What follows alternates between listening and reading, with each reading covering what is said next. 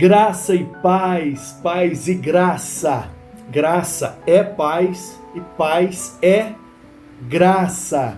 Que coisa boa estar com vocês da Primeira Igreja Batista em Taubaté.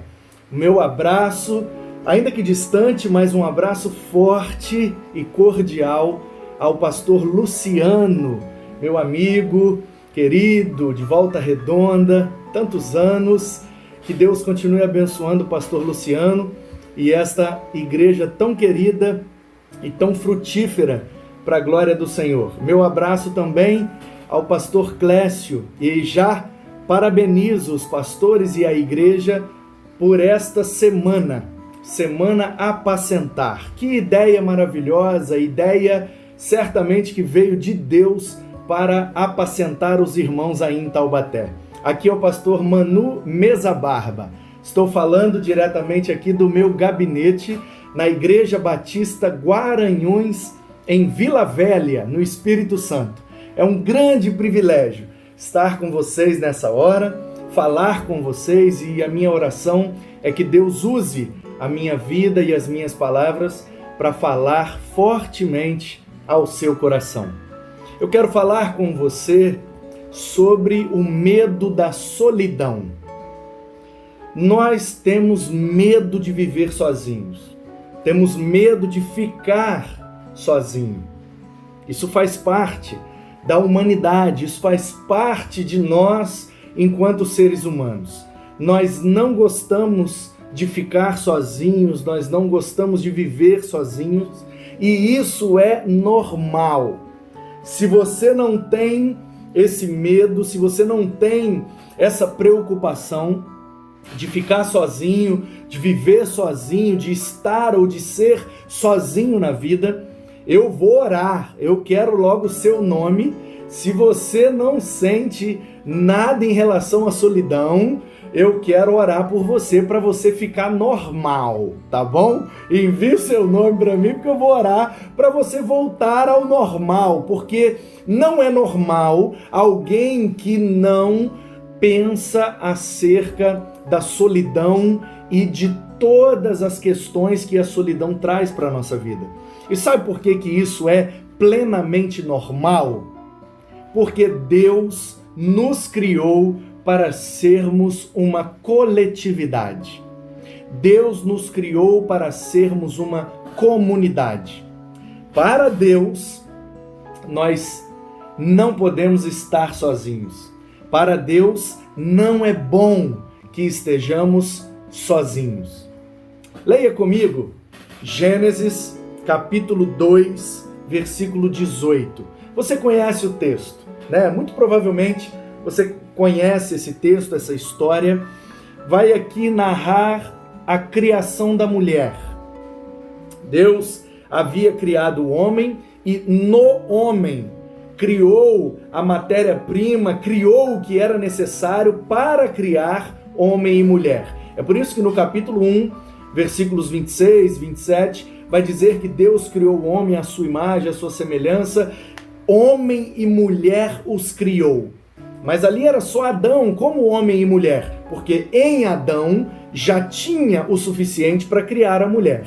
Então, como diz a narrativa, Adão dormiu e Deus tirou-lhe da costela, ou seja, do lado, nem de baixo nem de cima, porque esse é o lugar da mulher na vida do homem, ao lado, com igualdade e equidade, e cada um conforme o seu propósito, para sermos uma família harmoniosa, equilibrada, para a glória de Deus.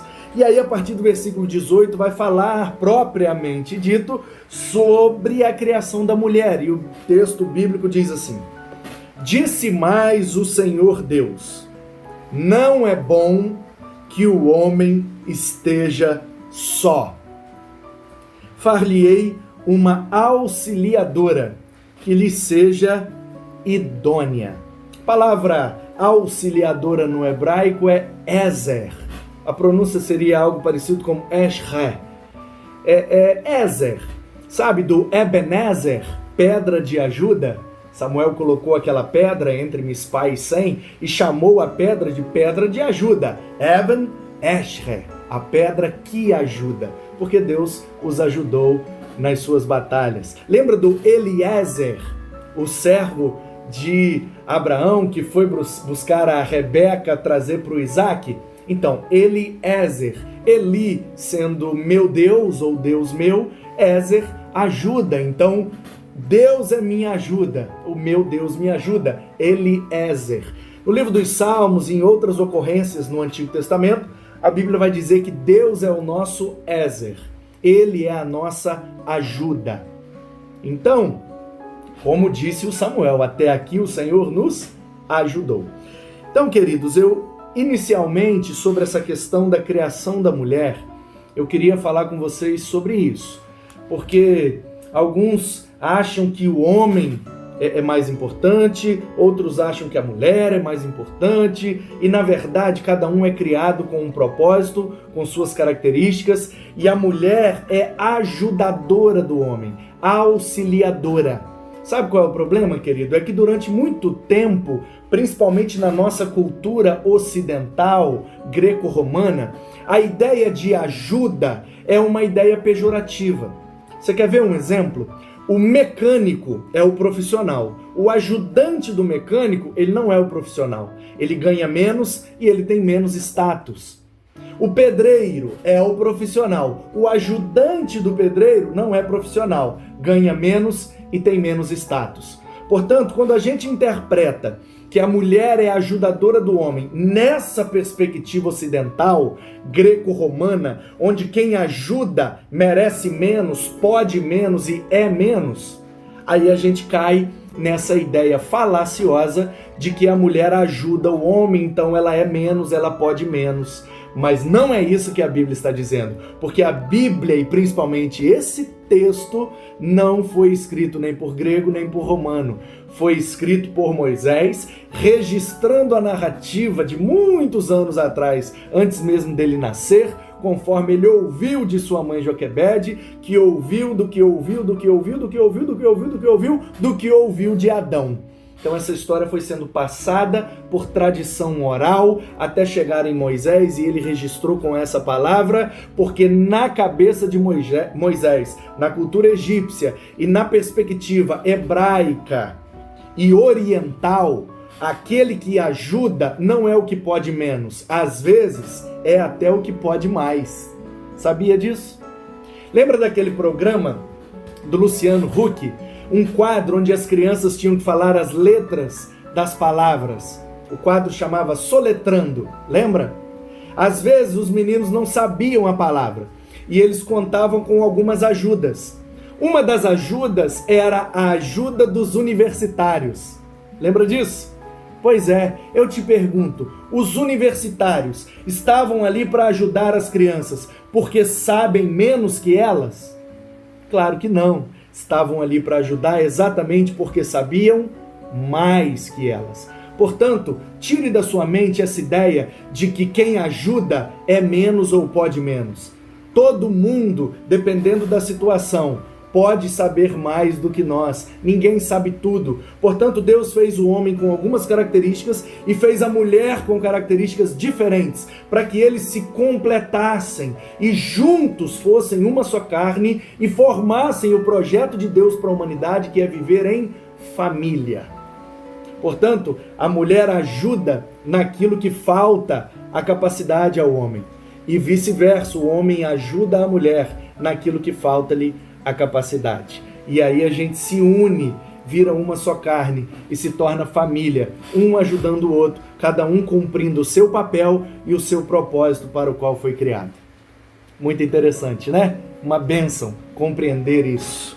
Então, voltando aqui para o texto e para a nossa conversa, que é sobre o medo da solidão. Quero chamar a sua atenção para um detalhe aqui, ó. Disse Deus, não é bom que o homem esteja só. Portanto, quem diz na Bíblia que não é bom que o homem viva sozinho é Deus. E olha só esse detalhe. Até esse momento, o homem não tinha mulher, não tinha nenhum outro ser humano, mas ele tinha toda a criação os animais, os vegetais, né? Tava tudo lá pronto, o jardim. E Deus, diz a Escritura, que Deus vinha conversar com o homem, que Deus falava com o homem, que Deus se relacionava com o homem. Preste atenção, como pode Deus dizer que o homem estava só? Ele não estava com Deus? Pegou, meu irmão? Pegou a ideia? Pegou o mistério? O homem tinha a Deus somente. Ainda assim, Deus diz que ele estava sozinho. Percebe? Tem gente que diz, não, eu e Deus, eu sou templo do Espírito, eu sou morada, eu sou igreja, eu e Deus está tudo resolvido, minha vida com Deus, meu relacionamento com Deus está tudo ótimo, eu não preciso de ninguém. Isso é uma falácia. Adão tinha Deus, e tinha Deus sem nenhum pecado, e tinha Deus face a face, e tinha Deus falando com ele todo dia, e Deus ainda disse que ele estava sozinho. Agora imagine eu e você, que somos pecadores, que estamos muito afastados de Deus, e que se não fosse a misericórdia e a graça de Deus, nem relacionamento com ele a gente teria, porque o salário do pecado é a morte. Todos pecaram e estão separados de Deus. Portanto, em Cristo nós fazemos o caminho de volta. Em Cristo a gente é reconciliado com Deus pela graça, mediante a fé no Filho Salvador do Senhor. Portanto, meus queridos, não é bom que o homem esteja só. Não é bom para ninguém ficar sozinho. Por quê? Em primeiro lugar, porque Deus não gosta disso. Deus não quer que o homem esteja só. Ah, mas o homem tem a Deus, ainda assim está sozinho, porque o homem foi criado para relacionar-se com Deus, mas também criado para relacionar-se com o seu próximo, com o seu semelhante. Portanto, não é bom que ninguém esteja só. Nós precisamos de Deus, mas também precisamos de pessoas. Até porque Deus fala através de pessoas, Deus age através de pessoas, Deus opera através de pessoas, Deus abre portas através de pessoas. Deus escolheu usar as pessoas para abençoar e edificar as pessoas. É propósito do Senhor, é lei de Deus, isso é irrevogável. Ele escolheu assim. Portanto, permita ser usado por Deus para ser um instrumento para alcançar outras pessoas. E permita que outras pessoas, usadas por Deus, também possam te alcançar e abençoar a sua vida. Eu sei que as decepções e as frustrações muitas vezes nos fecham, levantam barreiras em nossos corações, criam verdadeiros abismos na nossa alma.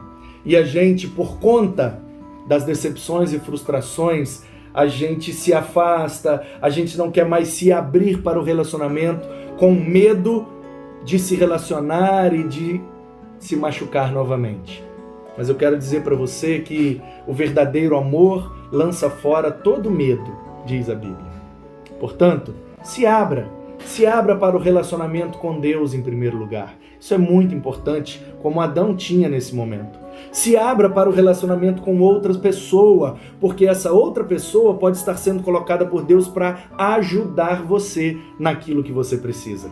E se abra para viver novos relacionamentos, onde você vai ser discipulado por alguém ou onde você vai discipular alguém. Talvez você vai ser ajudado, mas você também vai ajudar outras pessoas. Esse é o propósito de Deus para todos nós. Que tenhamos relacionamento com Ele, que tenhamos relacionamento com os nossos semelhantes e que possamos, nesses relacionamentos, edificarmos as nossas vidas uns aos outros. Portanto, é por isso, e exatamente por isso, que nós temos medo da solidão.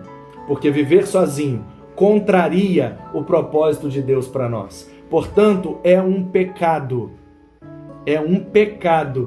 querer viver sozinho. É um pecado permanecer na solidão, porque esse não é o propósito de Deus para nós. Ele nos fez para vivermos em comunidade, Ele nos fez para a pluralidade, porque é no relacionamento, é na troca que a gente vai crescendo, que a gente vai ajudando e sendo ajudado. É assim que a gente exerce os nossos dons. É assim que a gente faz valer os talentos que Deus colocou em cada um de nós. Portanto, não desperdice. Não desperdice sua vida, não desperdice seu tempo. Não desperdice seus dons nem seus talentos. Vá, permita se relacionar para ser ajudador ou para ser ajudado por alguém. Não deixe que a solidão pare você e não deixe que a solidão assole a vida de outras pessoas. Se você puder, vá atrás. E se vierem atrás de você, se abra para um abraço apertado e um relacionamento novo, porque Deus pode te surpreender. E aquilo que sofremos no passado não significa que vamos sofrer novamente no futuro. Pega aquilo que você sofreu, aprenda a lição e vai adiante, porque na frente ainda Deus tem muitas coisas para nós. Deus nos criou à sua imagem, à sua semelhança. Deus é uma comunidade. Pai, Filho e Espírito Santo.